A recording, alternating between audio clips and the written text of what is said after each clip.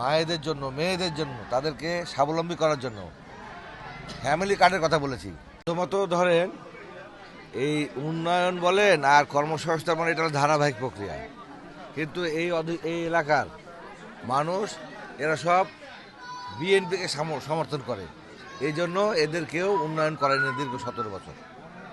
তো এখন এই যে সমস্যাগুলা একদিনে সৃষ্টি হয় নাই।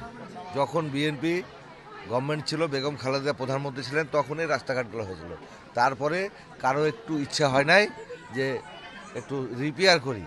তো গত যে কোনো সময় চাইতে এইবারের নির্বাচনটা হচ্ছে একটু আলাদা, কারণ এই নির্বাচনের আয়োজক হচ্ছে এদেশের জনগণ, এবং সেই জনগণ এখন নির্বাচনের জন্যই তারা তাকিয়ে আছে।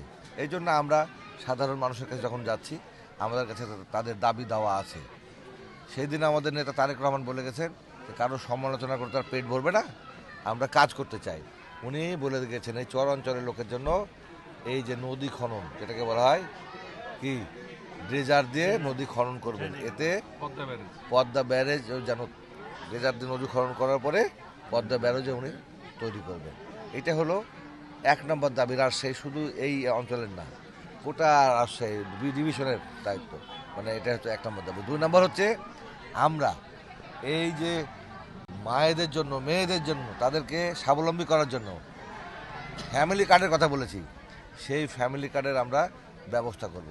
এই জন্য আমরা বলেছি যে আপনাদের যেন নিজেরা স্বাবলম্বী হন, সেই জন্য আমি আজকেও সারাদিন আমি যেটা বলছি যে ইনশাল্লাহ আপনাদের দেওয়া ভোটে আমাদের তারেক রহমান সাহেব প্রধানমন্ত্রী হবেন।